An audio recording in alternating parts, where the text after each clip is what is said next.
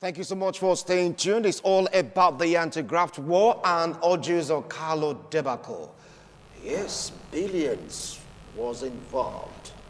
And people like thinking that anti-graft war is one-sided, but now the ruling party has proven otherwise by indicting someone in the APC, the person of Uzokalu.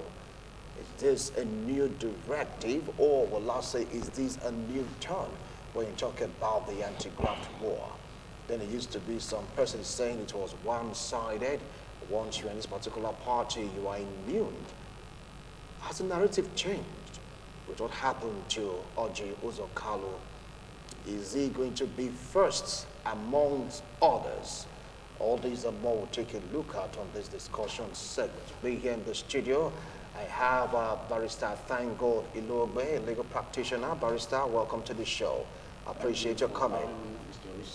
Sitting very close to Barrister Thank God Iluogbe is Alhaji Alasan Zakari, a one-time SSA to the governor on Arewa matters, right? And of course, former Arewa chairman in Edo State. Welcome to the show. I appreciate your coming. And of course, very close to me is Leo Abagwa, a politician, a businessman. And when you talk about topical issues, is well grounded. Welcome to the show. I appreciate your coming. Thanks for having me. Good morning. Okay. Well, way back in the beginning of this administration, talking about the first tenure, the anti-graft war was in full course. He said he's going to fight corruption. President Muhammadu Buhari was so keen about it. But in the course of the fight, people were not really happy about it. They accused him of being one-sided, especially from the opposition, because of the caliber of persons that were indicted. But right now, there seems to be a change in all that. Uzokalu being the first victim, so to speak. Let me start with you, Comrade Leo. What do you feel about all this? Yeah. Well, for now, it's a welcome development. Okay. Mind you, the ordeal of Kalu never started on his tenure. It started with the then former president, Obasanjo. So it has been a delay of justice. However, justice has been served. And today, he has been given, I think, about 12 years imprisonment. But for me, that is not enough. Sending him to jail is not enough. The government has to follow the money. They have to follow the money. I mean, this is huge resources. Trail the money. Every area that money has been spent, whether for building houses, companies, whichever banks they are hidden, the money must be recovered. So without doing that, sending him to jail to serve 12 years and he comes back and become a trillionaire, for me, justice is not served. Now that he has gone to jail, you know, that is one side. The government has to follow the money to the letter. Whether he has a company that was built with that money or whatever that has been established with that money, it has to be recovered, it must be seized, it must be forfeited to the federal government. And Uzokalu shouldn't be alone. And we also know that there are so many past governors who are also on the same bracket on these corruption charges. They should be meant to face the wrath of the law. You see, this wealth, when you begin to acquire wealth as a madman, for me, I look at them as mad persons. How dare you embezzle 7-point-something billion? What are you going to do with this money? Imagine this. The only thing they think of doing most times is having houses in Dubai, in United States or United Kingdom. Not even establishing, using the money to establish 1 or 2 companies here in the country to even employ Nigerian citizens rather than its embezzlement. So for me, government has to follow the money, trail the money, and whatever that money has bought, if it's a spoon, it has to be forfeited to the federal government. Okay, now let me come to you, Alhaji Alasan. He said it's a welcome development, but he didn't start with this administration. It started with previous administration. It should be cheering news for this administration for at least scoring a point. How do you feel about it? Yes, we thank Almighty God best. And this administration for Buhari is very good to any person where they are elected, no be Uzokalu, where they elected, and he thiefs people money to keep her either for tank of water or Sowore. Sowore. Then go to say na water or na sheet.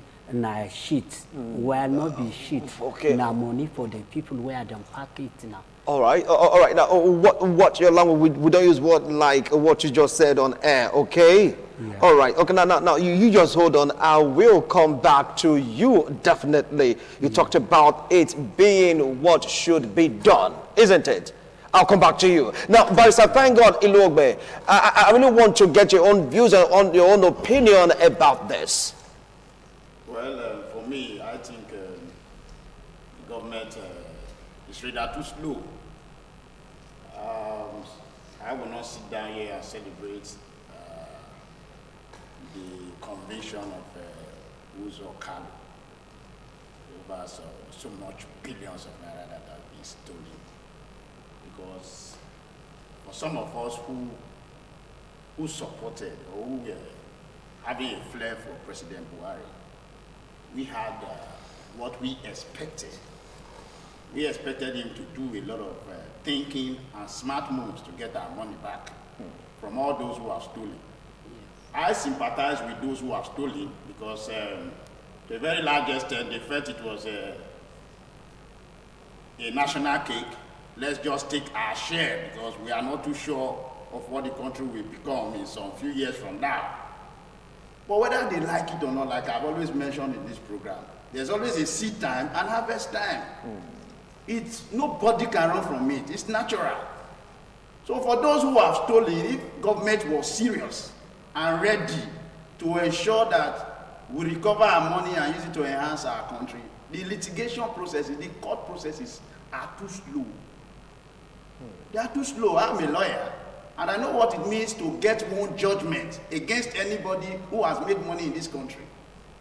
So if that is what we are going to use, I'm very sure many of us will pass out before Nigeria will become a country we all dreamt of. So in my view, government should set up a special mechanism, whether you call it ADRO, whether you call it plea bargain, and call all these guys who we know to a very large extent have mismanaged our funds due to their ignorance some years ago when they were in office. Because I always say, if you are in office, you don't think you will jump out. And when you are out of office, you don't think you will go there. So most times, you misbehave, not knowing that whichever position you take when you are in any of the situation, the recompense benefit or disadvantages fall on us all as Nigerians. And we will all suffer the pains together and enjoy the benefits together, assuming they do the right thing. So in my view, I think government, President Buhari should sit down, think of a mechanism, call this governor. They've taken so much from this country improperly. And I know to a very large extent, it's because they didn't think well. Because the suffering that they have amassed on all of us is also going to affect them, and is even affecting them without them knowing. For instance, I give you a case study. You now need over 20, 30 security officers to move as a public officer. It's already a problem to you. Why can't you move freely? You can't move freely because you know the system is bad. And who created this bad system? You and I. Therefore, if government is serious and ready to do something meaningful, they should call these guys. Yes, we know you have taken this much, but this is a very serious disadvantage to the country. What are you thinking we should do with all the resources you are taking? Most of them have gone to invest outside the country. And that's a pretty big problem for this country. Assuming they had even invested these resources in this country, I'm very sure it would have improved our economy. But unfortunately, they go to Dubai, go to US, go to London, invest these resources to the detriment of the country. And the youths are turning into something else, which again is biting hard on all of us. So government should be more proactive. These litigation processes are too slow. Set up a mechanism that will work. In 1 year, in 2 years, you recover this debt. Because I tell you, I think there was a governor in this country that said that Nigerians ought to stone them. Because in his own mind, he feels guilty that having done this bad and this disadvantage to this country, we are still allowing them move around the street. We are still petting them. We are still drumming our hands for them. We are still praising them. When inside his own mind, he feels so bad. Somebody should hold me accountable. And I think that's the position now. And if Buhari is serious with this country... Now, President Muhammadu Buhari, please. Yes. President Buhari is serious with this country. He should set up something more proactive. If you can arrest a man whom, to a very large extent, many lawyers disagree that yet, if you test it in court, it will not work. For instance, Sowore, who talked about a beautiful idea. Let's do some revolution, even though the processes may not be right. Anyway, we're not talking about revolution right now. Later, we will talk about that subsequently. My point is this, sir. There are so many mechanisms the government can use to get our money back. Okay. Litigation processes is quite too slow. All right. Now, from what you said, the litigation process is quite slow, very, very slow, according to him. But right now, someone has been charged, yes, and been found guilty, 12 years jail term, and the man was weeping, and he made some statement. 2023, here we come. He made some other persons, you be careful, do this and do that. Is it about 2023 or there's something else Nigerians just can't get hold of? It's not about 2023. You see,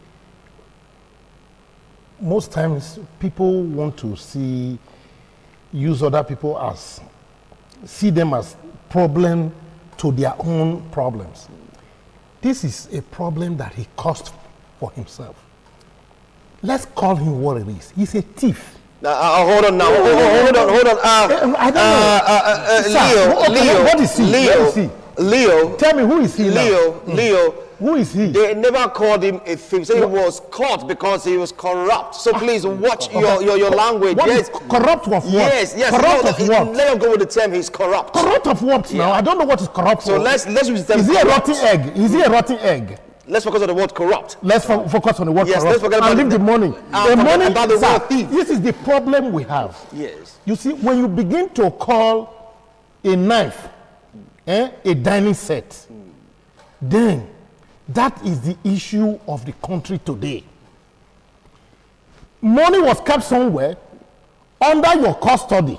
The money is missing. You said the person is corrupt and not a thief. Beautiful. However, you are sentencing somebody under what a law, under corruption, not a thief. Please, Nigerians should try and learn to call a spade a spade. If you are a thief, we should address you as a thief. You can't be going to jail for 12 years and you say you are not a thief. This man has stolen from the country. He has bled, he has raped this country. Do you know how much billions of which he has raped from this country? Look at look at the youths of today. They are roaming the streets, no job. And he can't even create one. Stocking that money for his children and his children's children. Like I said, the government had to follow that money. If it is a comb he buys with it, if they don't have anything to do with it, they should burn it. Now, hold on. Yes, we need more money. You talking about burning. Yes, Nigerians will have the present view of that. No, because they bought that comb with Nigerian money, and the comb is not useful to me, it's not useful to you. So set it on fire. Let me, my children, and his children face the reality of this country, Nigeria. He cannot be, you see, these people who have been ruling us, he's not the only one. There are very many, all these elected officials. You'll be using our own money to suppress us. Now he's talking of 2023. What does he know about 2023? Was he sent there as a governor to steal the people's money and prepare for 2023 as at the time he did what he did? He should be able to, you see, how do I put it? Do you know when a salt lost its value? How do you do it? You throw it off. For me, this man has no moral values. He has no I don't think he has any moral reason to discuss or even to talk about the issue of 2023. Here you comes. Must he be the one to decide who is the president of this country in 2023? He should also account for his role as a governor. I think if they open the can, like I said, he will not be alone. The rest of the governors should be made to account for all they have done, the way they have led this country. Okay. I will come back to you. Now, I want to ask you the same question, Alison. This sentence, is it politically motivated or is the right thing to do? Yeah, for Uzokalu. Well, is it all about politics? No, it's not all for about politics now. This kind of thing where Muhammadu Buhari did is the right things, not only for Uzokalu. Is supposed Muhammadu Buhari administration to select another court where they go expand the whoever then elected, Senate, governor, former president, any other position for political government. If you know rule their people well and then find guilty for you, then face your consequence. So it's a lesson to other people. If then they do this thing, now by that time Nigeria go better, and they not go look say who you be, who is the. Now there Nigeria go better. All right. Okay, well, you've heard from him. And now let me come to you, Barrister, thank God, Iluogbe. From what Leo Ebelga talked about, he said he doesn't have the moral justification to take a look at 2023. All right, and talked about they should dig deeper, that many governors are in the same position with Uzokalu, but it's like a ticking a time and it's just going towards them. If they choose to open the can of worms, do you think that this, if you trace every antecedent, do you think it has a connotation of politics in it? Because a man, according to rumors, speculations making the round, that he has interest in 2023. First and foremost, I want to even appreciate the judge that gave that judgment. Because first and foremost, it's not easy in this system to give such a judgment under the circumstances that we find ourselves as a nation. Having said that, yes, there may be political colorations behind it. It's possible. It's possible. His argument may not be out of place that because he has some intention and has taken some money that is not proper, to not want to use it to become a president over us. Maybe why some persons are looking for him. But I think his argument will not hold sway here. Like I said before, if it was an alternative dispute resolution system, the President Buhari government should put in place and call all these supposedly thieves.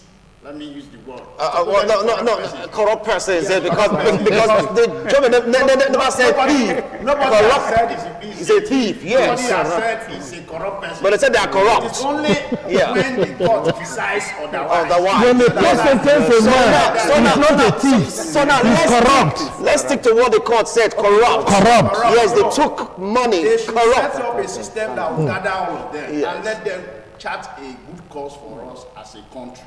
I earlier said that I sympathize with them, and that is the position Uzokalu is finding himself now. Because when they were still taking those money or when they were collecting those money, not stealing. You see, when they were collecting those money, it was a general thing. It was not peculiar to Uzokalu. It was not peculiar to Uzokalu. They know themselves. They all took it together. So why is Uzokalu now the victim? Why is he now the scapegoat? That's why the man is saying, because I have political interest. Okay. That's why they are pursuing me. Where are the others? Okay. After all, when the man Jesus Christ, the 10 lepers, one came to say thank you, he asked for the others. So Uzokalu is indirectly saying, why only me? Okay. Where are the others? If not because I have political interest, you people would not have brought up my file. So the mass argument makes some sense. But again, the challenge is this. In every system, there must be a first scapegoat. Everybody may not start at the same time. That's why I pity this country, because a lot of us think we can escape from the challenges. Nobody will escape. Nobody. Not even those who are not even taking. Because when the boomeranging starts, the seed and the harvest loss, once it forms, it may not be able to sieve away the good from the bad. That's why when you see countries that go into war, who survives it? How many people, even the poor who were innocent, suffers it? So that is why I am saying that in a hurry, in haste, the President Buhari government should call my friends together in quote. Oh, they're your friends now. Now I use that word in quote so that I will not be punished for using a wrong word. Okay. You understand? They should be called together and asked to return some of this. Oh my God. Okay. They can make this country like London. They can make it like US. They can make it like Dubai. It is so rich. So if they bring back some of those words, if not all, maybe they return 70%, 80%, then they keep 20%. All of us start afresh again from our. Yeah. You see the country will pick up. That's All right. Right now, the topic is still going on, but we want to take a short break because we have other guests to talk to in this segment. We want to effect some changes to allow other people to throw more light into this discussion. We'll be right back. Do stay with us. TMI, every opinion counts. Thank you so much for staying tuned. This is TMI Sunday's edition, and we have trending topics to really talk about. We are focusing more on what is really happening in our country. The anti-graft war, the Uzokalu debacle. Just join us right now in the studio. I have two legal practitioners, political analysts, both local and international politics. They are well grounded. I'd like to welcome Barrister Matthias Obayowana and, of course, Barrister Patrick Awo Osaige. Gentlemen, welcome to the show. Thank you very much. All right. Okay, so now let me come to you, Barrister Matthias Obayowana. Ado Comrade Leo Ebagwa, and of course, Barrister Thango Edogbe have been talking about the corruption charges against Uzokalu. He's been sentenced to 12 years jail term. How do you feel about this? Well, it's a welcome development if though the trial was protracted, took more than was required to be able to achieve that purpose. For me, it is a deterrent to every other public officer. When money is put in your care to manage on behalf of the people, you cannot appropriate that money to yourself other than for the purpose for which the money is meant. For example, when the State Assembly has approved a budget for you to spend certain money, you spend that money as approved for you and show how it was done transparently. But when you begin to pilfer, to take that money from the coffers of the state government and put into your own private account, either personal or your company account, as was done in this case, that is a gross violation of the trust, that people has put in the, those holding the affairs of governance, that Uzokalu had done in this case, where it was said, it was heard by the court, that the monies that were kept in the coffers of the state government and for which he was in charge of management, he converted them. He used a bank draft to move such monies to his company.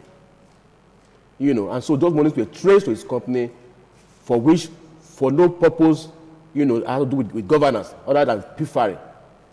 For me, I was at the backstage when I heard the comments made by my colleague here, Leo Bagwa, that amount was stealing, and I agree with him, because what is corruption? What is stealing?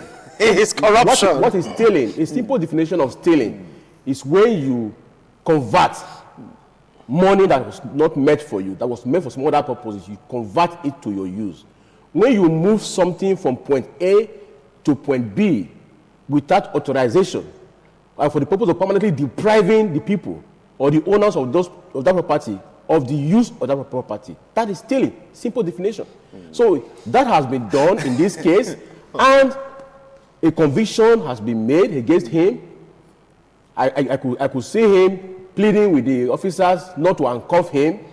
What makes it different from a simple common criminal on the street who have been arrested, who have been convicted? Oh, please do not handcuff me because you are a super special criminal, as has been adjudged by the court.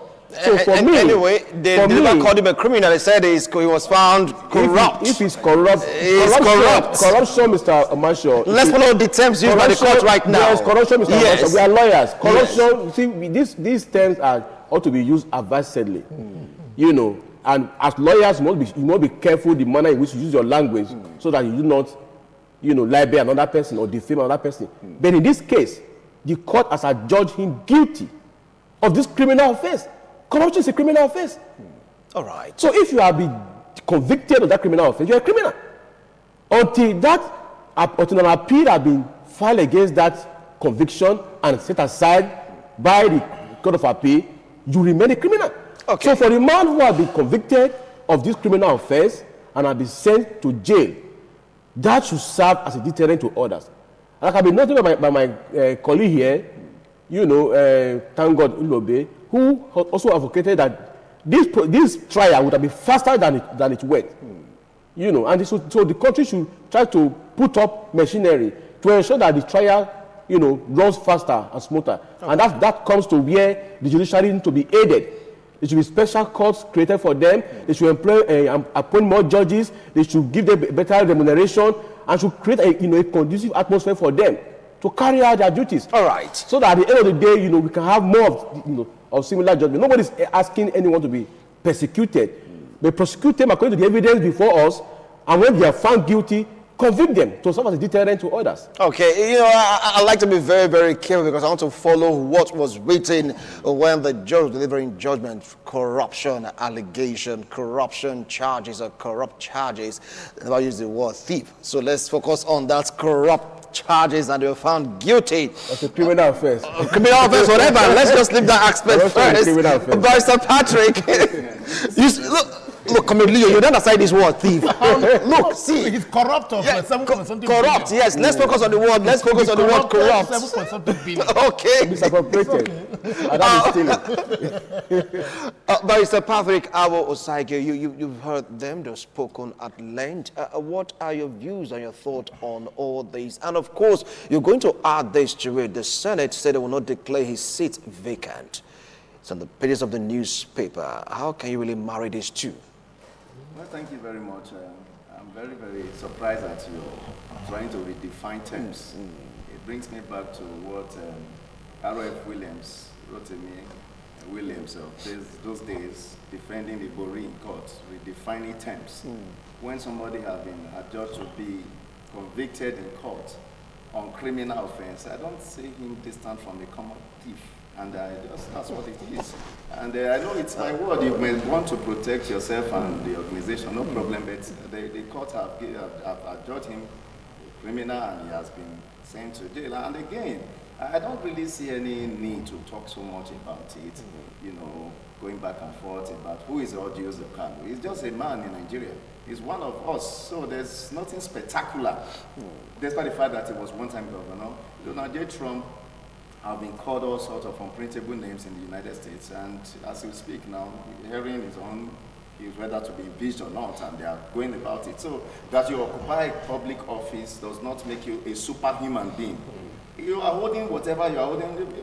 It's a disgrace. It's an embarrassment. We shouldn't even be talking about it. We should keep our mouths and just, I know a whole lot of them did that. Do you know what it means to pull money from state coffers and you use your bank draft and put to your own company? What are we talking about? That's unheard of. Even if we have even talked about the modernized one, that you plant some persons and then they give them money and then they say go run the project, and at the end you go back behind doors. I remember Agunyi Ronsi of blessed memory.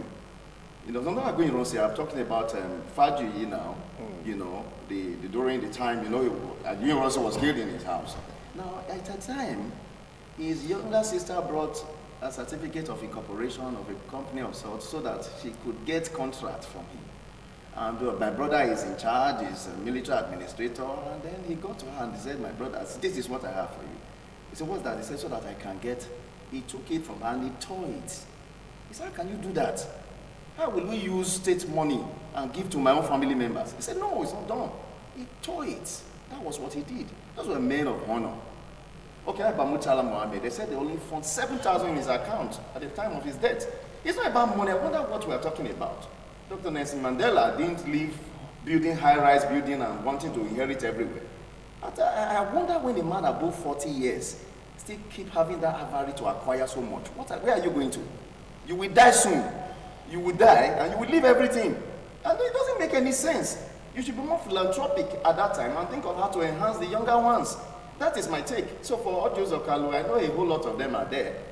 And you know, they are just talking political, whatever. Don't handcuff me or handcuff me. They can change you, it's not my business, it's your business. They can take you anywhere. You have been found guilty if you are successful in the appeal. But for you to have stayed 12 years, that suggests to say he has been fighting it. He has been fighting, using the instrument of it. Thank God. It's a good one. I'm so excited about it. If I'm the one found guilty, let me go to prison. Let Nigerians, everybody, let's be on our toes and let's do things properly. People saw, okay, now we're talking here that it took money, corruption. Do you know how many people died? Those funds could have helped in the local hospitals and brought some drugs in there and saved some lives.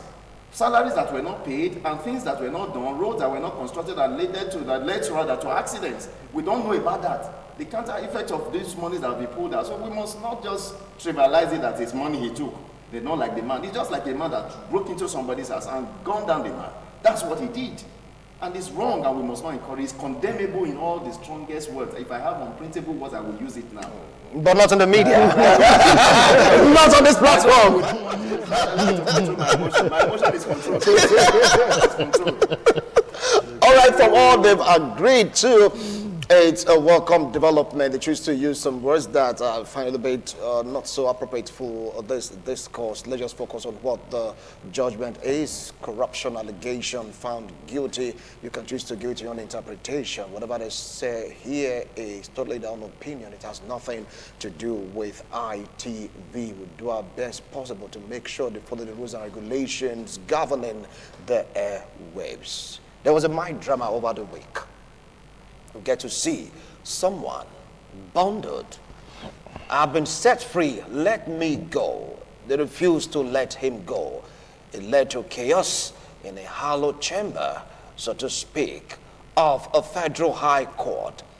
The judge took off. She ran for cover for her safety, disrupting court proceedings for that day. The man, Sowore, is in the news again, but this time around, the DSS were directly accused of orchestrating what transpired in that court, and ripples of reaction have been coming in within and outside Nigeria, the place of judiciary in Nigerian democracy.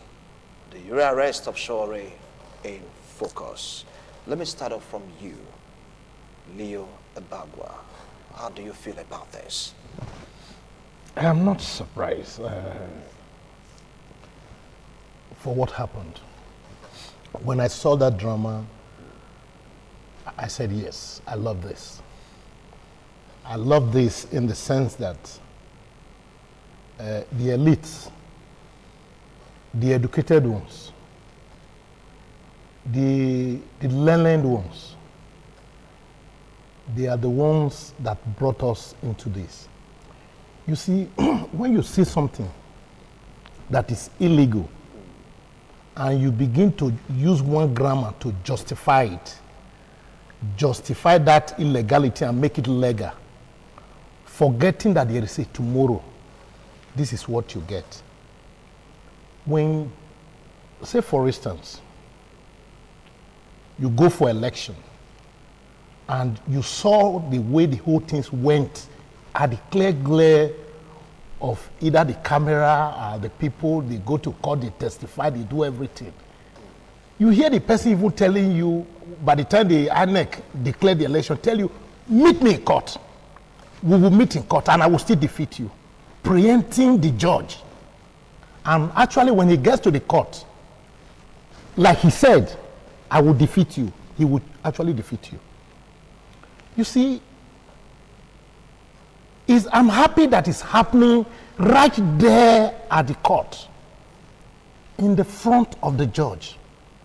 Because these are the people that we must hold accountable for the destruction of this country.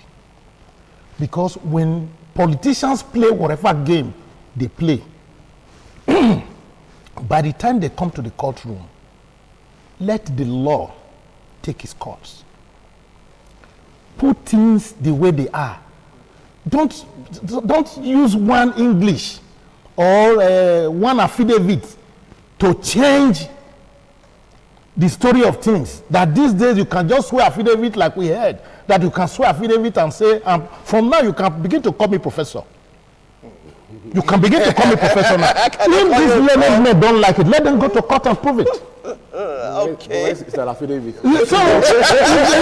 So from now begin to call me, yes, so from now begin to call me professor. So if they don't like it, it's the onus is on them to prove it that I'm not a professor. All right, I will come back to you. I choose to start off with him because he's not a legal practitioner, but three of you are, and right now he's pushing the bulk of what transpired over the week on the table of the judiciary, that it's all in the shoulders or on the shoulders of that particular sector in the society. Barrister Matthias, how do you feel about it? Saying the blame is solely on the judiciary. I don't agree. See, the judge in this particular instance has done marvelously well in ensuring that the orders of the courts, are not made in vain and cannot be, trivialized. It was the court that ordered that Sowore be released on bail. The bail conditions were fulfilled. The judge signed a release warrant, which was sent on the DSS, which they refused to comply with. It was brought to the attention of the court, and the court rose to the occasion by calling the lawyers to the DSS to order. In fact, fining one of the lawyers for refusing to carry out the orders, based on which they were compelled to do the needful. Right. Now, that has been done.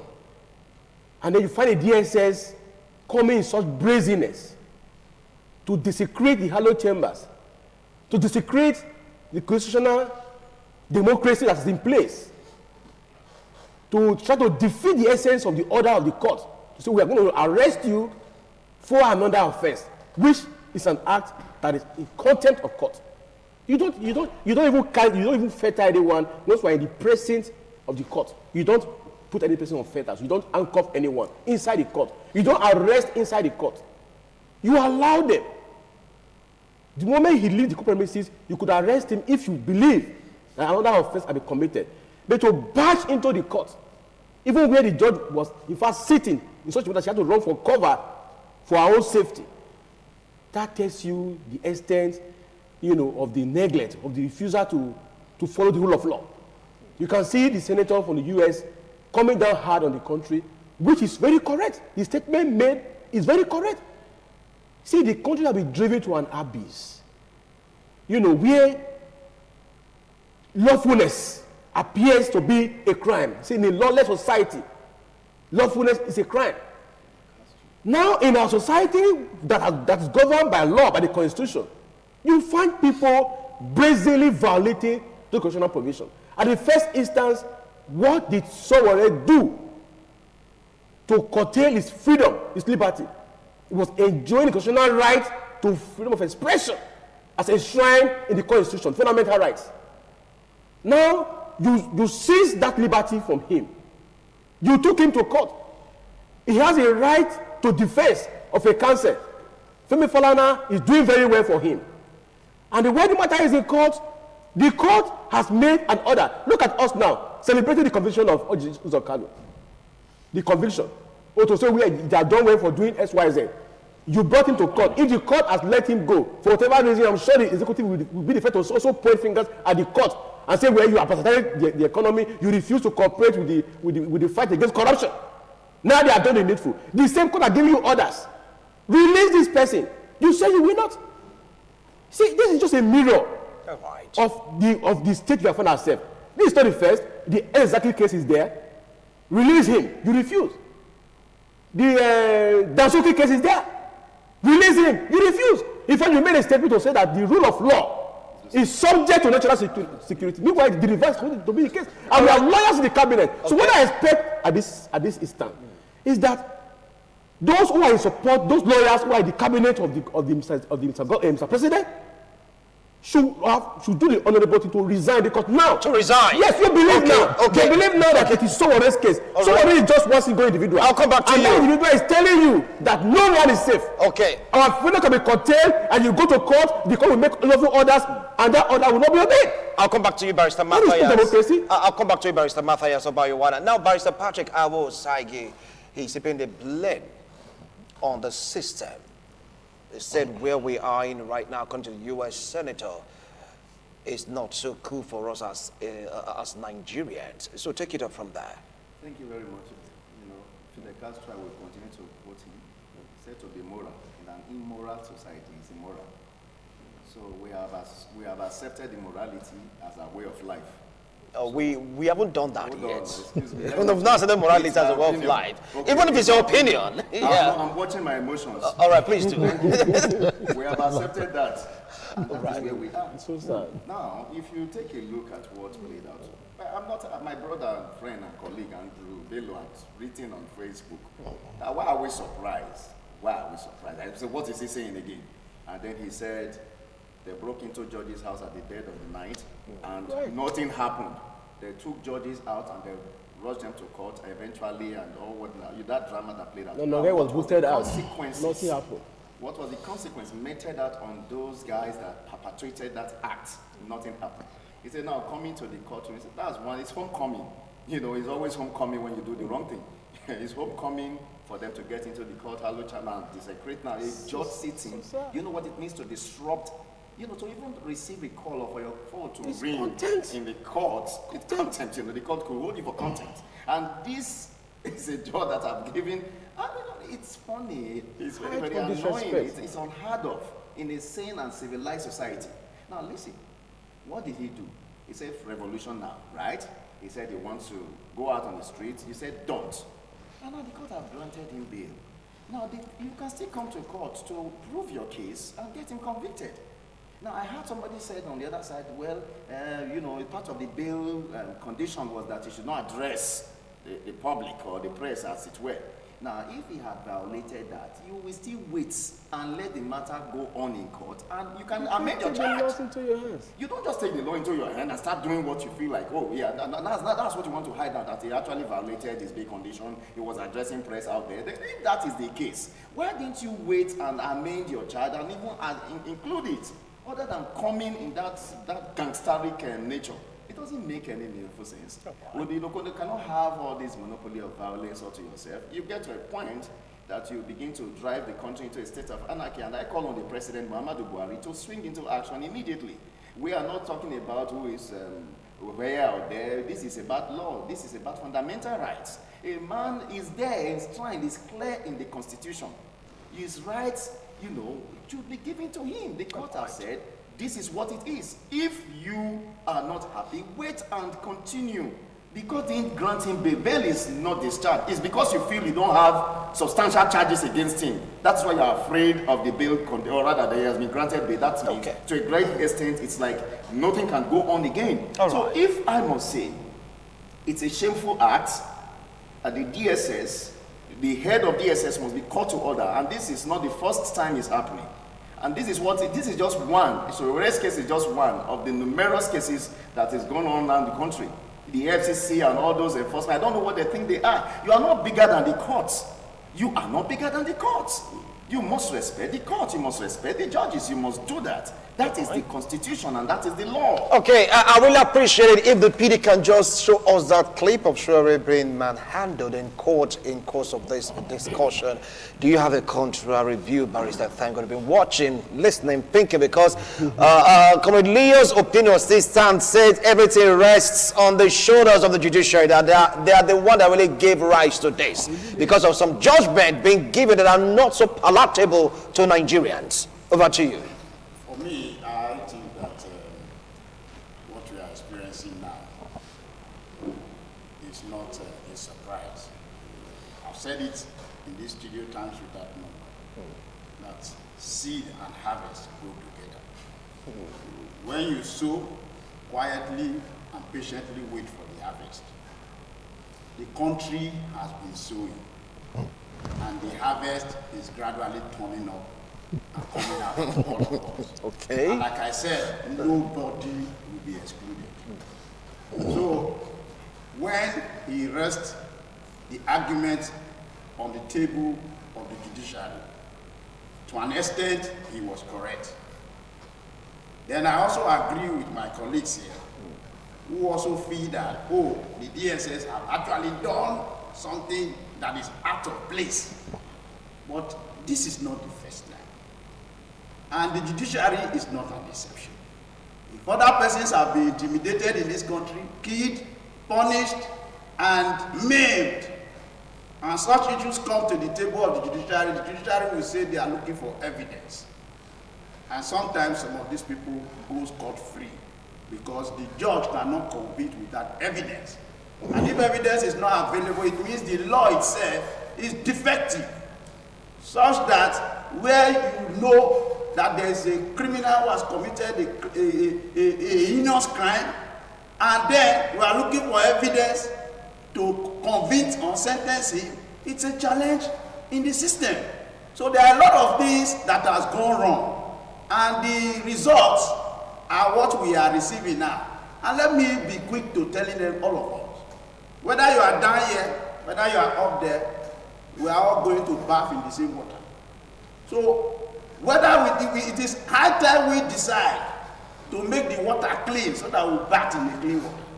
But as we continue to make the water dirty by our actions and our inactions, let's all be ready to dance and bathe in that dirty water. And so the judiciary, the desecration of the judiciary did not start today. So many persons have been desecrated, so many judges have been embarrassed, and those who did it went free. Even when such matters were brought before their brother judges, they closed their eyes because they felt they were not the ones who were affected at that point in time. So it will continue to go like this until the country sit down and say, look, are we tired of these bad seeds we are sowing? Let's begin to start to sow good ones so that we can bathe in clean water. We'll continue like this for a very long time. Wow. Philosophically, there he's been marking out the time because the state 22 was like what he agreed to that Comrade Leo is correct, and both of you also, you're right, because sometimes see some judgment, you close your eyes against it and it's beginning to boomerang. But the DSS came out on the print media saying that wasn't their making. According to a print media report, I wouldn't want to mention the paper right now, he said, look, it's not them. Yeah, maybe Sowore orchestrated his own arrest or rearrest in court. The DSS, they are so decent to do such. How do you feel about that? It's a disclaimer. Yes, the DSS can say anything. It's also corruption. It's also corruption. It's also corruption. The DSS is right. They can tell you they were not there, even when you see it right on the television. So they are correct.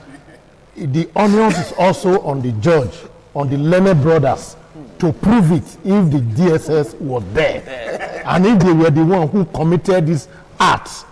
You see, you can't eat your cake and have it. Like he said, whatever seed you sow today, you reap it tomorrow. Oftentimes, we tell our children, don't ever throw stone into the market. Your mother might be inside. You never can tell.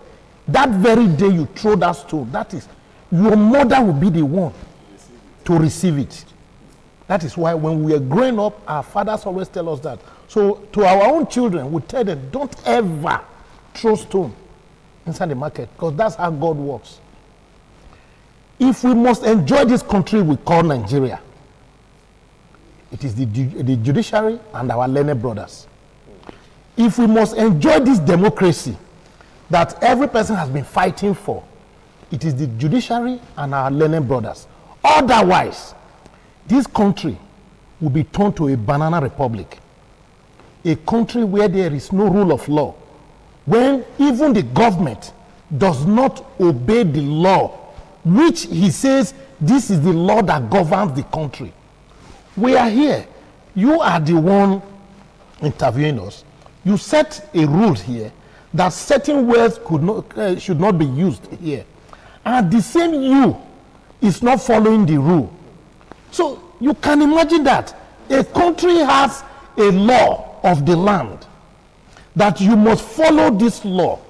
And when any of the citizens go against the law, you take this person to court. The court gives its own verdict. And you, as the principal agent of the country, will refuse to obey the law.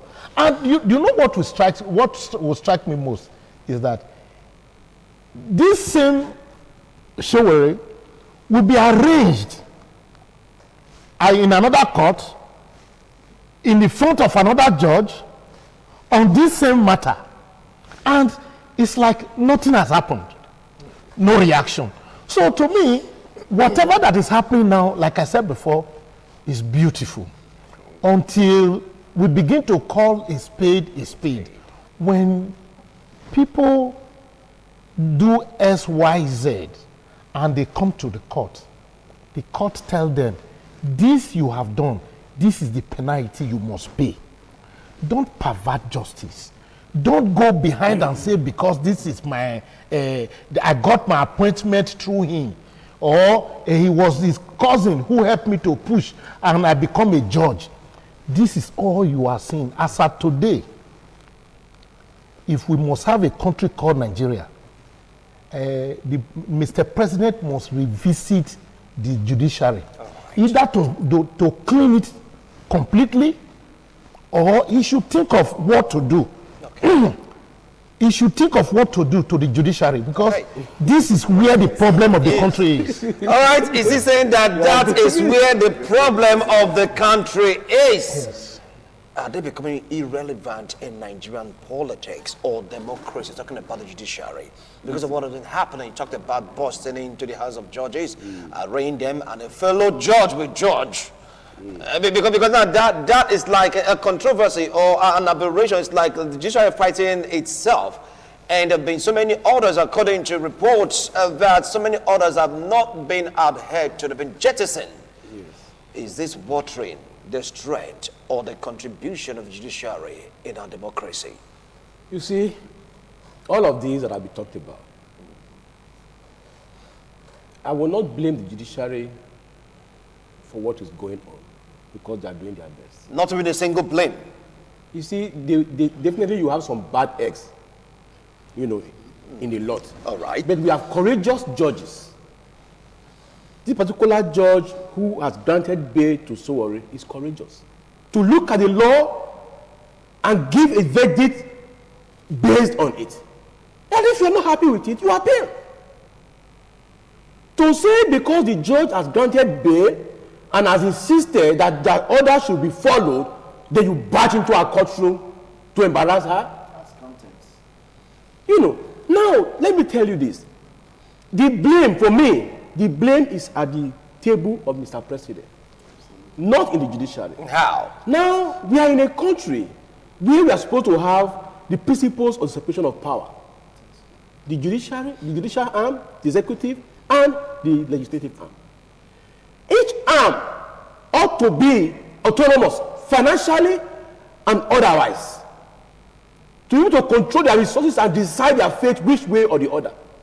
How many of our courts are financially autonomous as we speak? How many? How many of our courts still do not go to the executive arm to ask for, you know, provisions, pay salaries, buy cars for judges, provide housing, all of this? So in the case we find that he who pays the piper appears to be dictating the tune, because whenever you give a decision that's unfavorable to the executive, they stifle the judicial arm.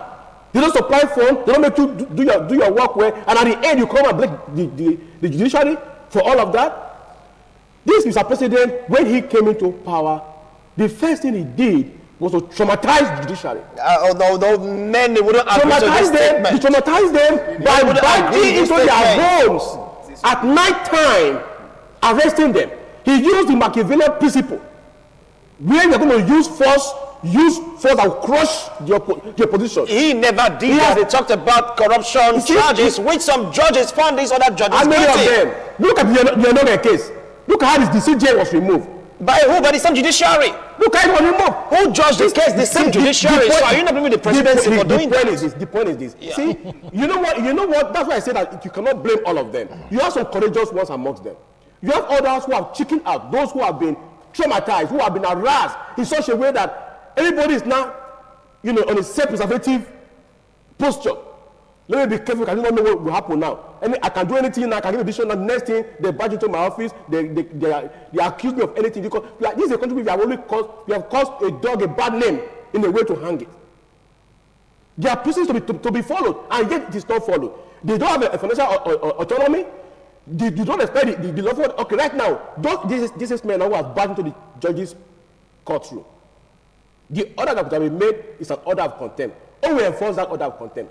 The same executive, who is pretending, who are not even issuing one single statement now, who is pretending not to know that this thing is going on. The DSS, who is he answerable to? By the time the tribunal that tried Honoré,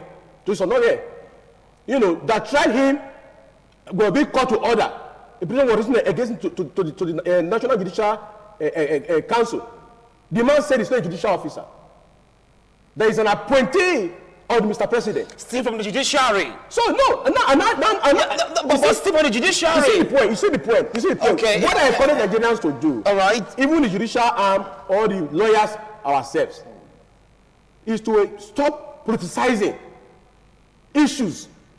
Because even the judicial arm or the combination of the lawyers and the judges are being polarized politically. All right. That is why when the NBA called for a boycott of court during the Honoré trial to see that there are some irregularities, things are not being done properly, some lawyers still argued against it. We want to go for a some break. Judges still sat when the court said, do not sit. We want to go for a break right now. Okay, so hold on. we almost told the same line and call a spade a spade. By saying that this thing is wrong and it must not happen. Thank you so much, Barrister Matthias Obayo. When I will return, we'll go to Barrister Patrick Awo Osaige to hear his own thought and opinion. But Comrade Leo still maintained that this lies on the shoulders of the judiciary. We'll be right back after this break.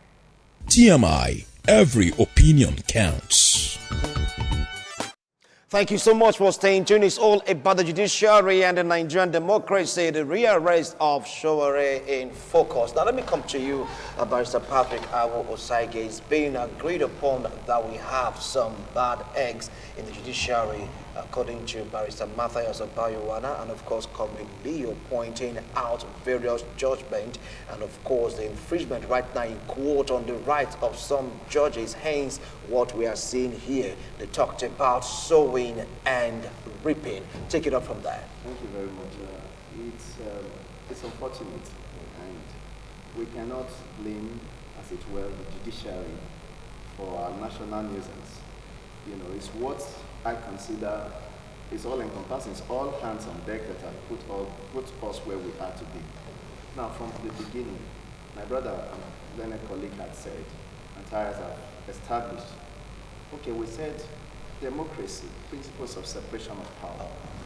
You have the legislative, executive, and the judiciary. Now, are they financially separated or autonomous in that regard? Now, for the man that pays you, can dictate to a large extent what you do. Because you need money to run your activities. And that is the sad situation. We cannot wish that away. Now, if they still depend on the executive, I think that is a fault that should be rectified. We need to be totally autonomous in that regard. Then you cannot blame the CJN or blame the NJC or blame lawyers or blame whoever. But if they still have to make recourse back to the states and the executive to get remunerated in that regard, then something is obviously wrong. The executive have become so powerful, and that is why we are having this problem. There's no balance of power anymore. You see a few couple of senators at the time in the legislative arm now, they have been, pushed out some way somehow. You could say, well, they didn't win elections, but whatever it is. If you could see when Saraki was Senate president, there was this fight. It's a level of balance. I'm trying to shut down. You can't do this, you can't do that. But they consider that as offensive, and that shouldn't be. That's the right way democracy should thrive. And on the other hand, the judiciary should follow suit. Should be on its own. Should not be, dangling. When the judiciary have been regarded as common civil servants that speak up, and like I'll just use the word, that gets money from the executive. The executive seems to be the law in the center. I think that is a wrong system. We need to attend to this systemic problem before it overwhelms the entire country, and that is where we are going to now. Now, petitions were rolled out in some quarters, and then, you select those that you want to prosecute. So the way it is now is clear, and very, very clear that, what is going on, it's unfortunate, and you cannot just say, well, it's the judiciary. That's the point I'm making. We must blame the judiciary for this. Judiciary, okay, it's like sending men to war without guns. You are asking them to go to war. So they're powerless. Is that what you're saying? Yes, obviously. All right. They are limited, and that is what we have created. You have created an army without guns. You have created a judge that can't bite. He can only back. He can only shout, and this is contempt, and say that all over in court. If a judge had given its word, it should be followed. Okay, who will enforce it? Where is Sambo Dasuki? Where is he today?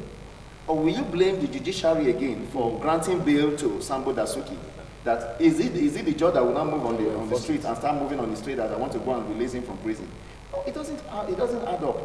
So we must call on the president. We must call on the president to obey court orders, and things should be done properly. These funds, and we shouldn't just sit down there and watch it piling up, and people are dying and things are going wrong. It's only a poor man or maybe a man that's aligned. I remember the National APC chairman saying, if you have, your sins will be forgiven if you come to our party. I think Uzokalu don't think so anymore, because it's an issue of sin forgiven, will come to you, and then, your sins are forgiven. It's not an issue. We shouldn't jokularize very sensitive issue. Yeah. He was still trying to crack a joke, but I don't think this is so serious. And this is, in short, I have declared the national mourning on my own. On your own? On my own, yes. Over who? Over what happened. Because it's a disgrace. And you expect investors to come from Los Angeles, to come from anywhere in the world. You want them to come and invest. In a country that laws are not respected, judges are being threatened. I mean, you know what it means for DSS officials to run into the court? But they said they're not the one that did it. You have to scamper for safety. For what they said in the break, they said they're not the one that did it. Scamper for safety. The judge has to start running for safety. And you expect somebody to bring their resources and plug it into your system. That will be suicidal. That will not work. All right. These are some of the issues. Okay. It's endemic and it's a systemic problem, and we must address it. Not a matter of trading blame on the executive, is the judiciary, or is the Senate. It's not so. It's all about, we must sit down together, come back, and decide what we so wish to do. All right. Thank you so much, Barrister Patrick Awo Osaige. Now, Barrister, thank God. From what he said, it's like the judiciary, they are toothless. They don't have the powers. And it's like, from what is happening, they don't have the power to enforce their orders. It means that they don't have the power. Yeah, it's the executive that enforces, the police that enforce. So they make orders for them to enforce. After all, I chose to he has made an order. Yeah, he has made the order. Hold on, Barrister, thank God has the floor. I know this is quite sensitive because all of you belong to that. No, not that. No. I want to take exception to that. The judge cannot enforce his order by himself. Okay, now from what is on the ground, from what is happening, yes, the judiciary is powerless. When you talk about, you have made orders, the executive refused to enforce it. They refuse to enforce it. The executive is in charge of the police. Fine. They're in charge of the sheriffs. Okay, but President Zango, take it up from there. My take is not too difficult to understand. I have said it over and over again. When the foundation is being destroyed, what can the righteous do? The man who has an intention... In this case, who is the righteous? Yes. Judiciary. Yes. Let me explain myself. The man who has foundation is the intention executive to do something that is right now, he has made up his mind to do something that is right. Unfortunately, the foundations were destroyed before he made that decision. Somebody's there. So we find ourselves in this big problem of practicing a system we do not understand. democratic system, not mature for it. Too many laws not relevant to us. Too many laws relevant that are not in our systems, and yet we want the system to work. For instance, there are very high-profile cases. I want to talk about leadership here. It's not just law all the time. Sometimes leadership has a role to play. For instance, there are very sensitive cases that the government intends to handle. Such cases must be thought out at certain levels. It's like when you want to play some important role in your family. You can call your wife and say, my wife, this decision, this is how I want it to go. It ought not to have gone this way. But because of this sensitive nature, let's allow it go this way so that we can manage these children. You discuss it at that level so your wife does not become an antagonist to you publicly in the presence of your children. It is not for you to now start fighting your wife over an issue in the presence of those children because you people did not reason the approach to use at that point in time. For instance, I was just thinking this morning.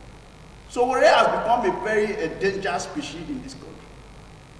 And that is because of the political role or the mobilization role he is playing. Assuming the DSS releases him to go home without security and something dangerous happens to him, you and I will sit down here and say it is government that has done it. Who else could have done that? That, yes. That will be our conclusion, that it is government. Obviously. And maybe from that point of view, government is thinking, let's secure this guy. They're securing. Yes. But you know he's new back. No. He's thinking for Mr. President is flying. Let him finish. Let him finish. Let's secure this guy for our own safety. Okay. Oh my God. If anything happens to this guy. Now, unfortunately, the approach may not be right. Take note. Because they didn't reason it together at that level. The husband and the wife did not discuss. The judiciary and the executive, they have a meeting point. They are not enemies. When they want to disburse funds, they relate. When they want to do some things, they relate. So when you have a very sensitive issues like this, you can relate.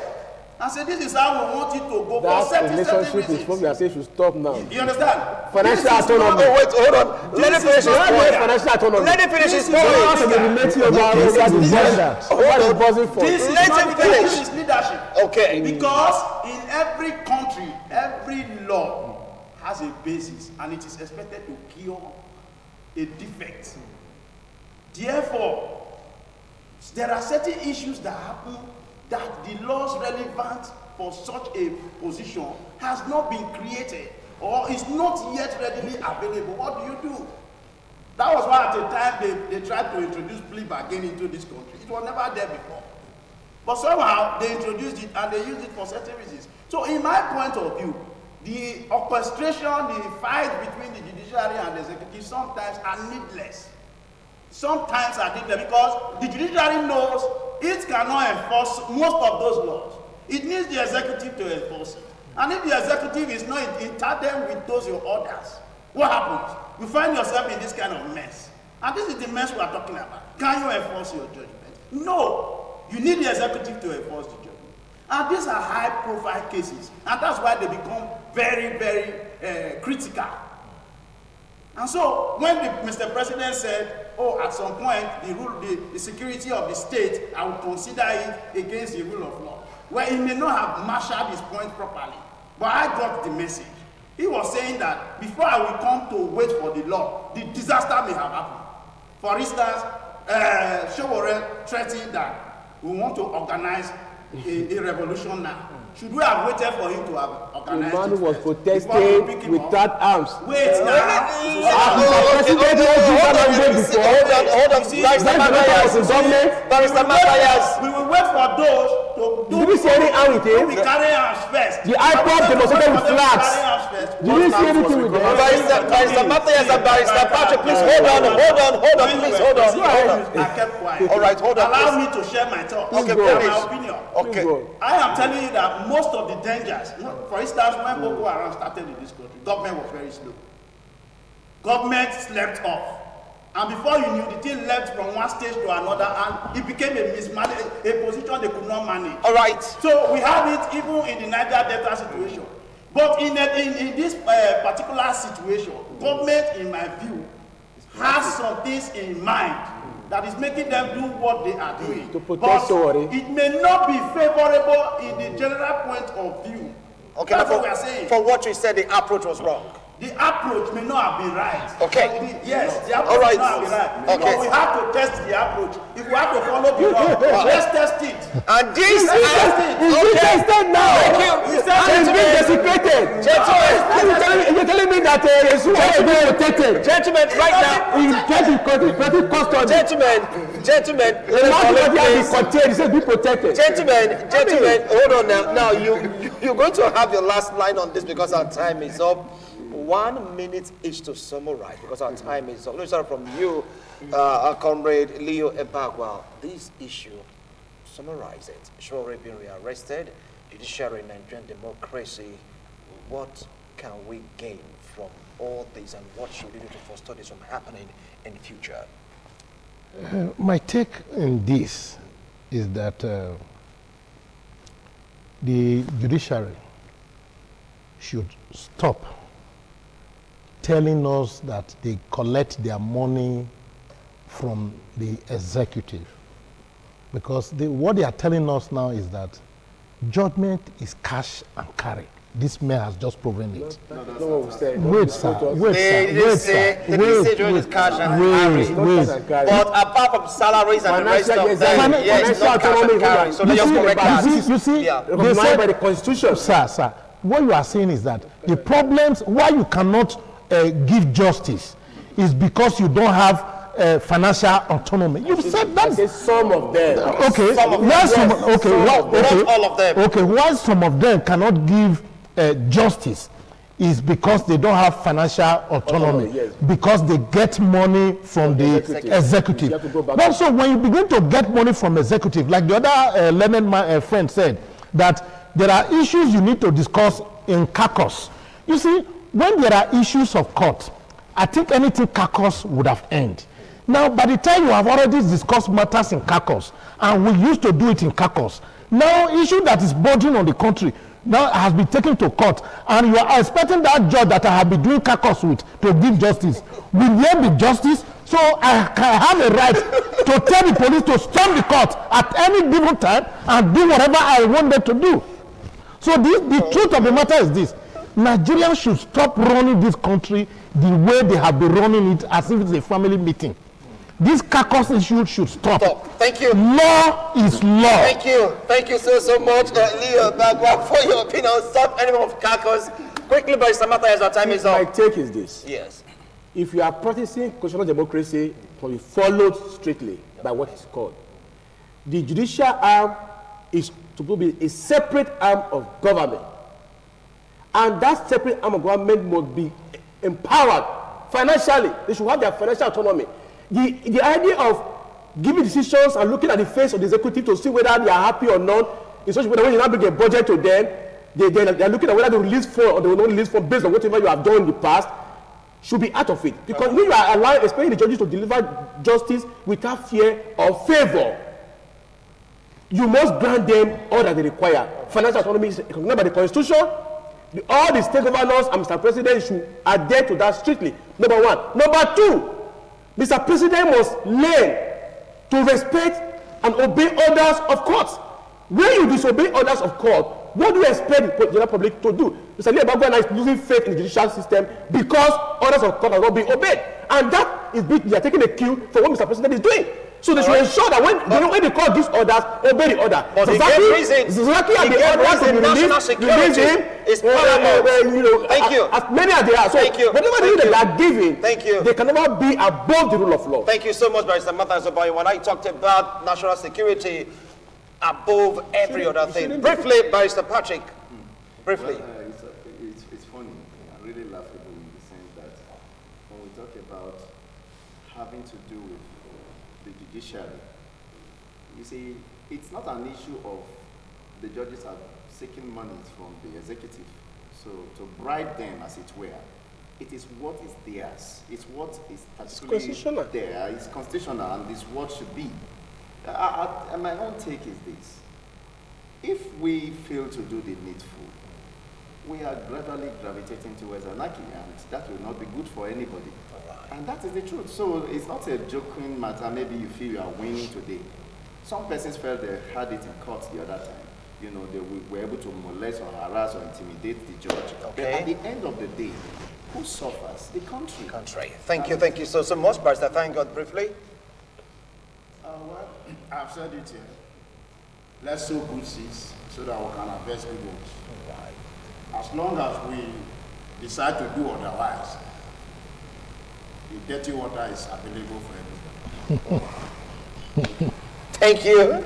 Thank you so much, gentlemen. I appreciate your wonderful analysis. You've heard them. We keep on watching, keep on observing, but mind you, Nigeria belongs to you and I. If we want it to be better, we have to do everything possible to make sure that we get to the promised land.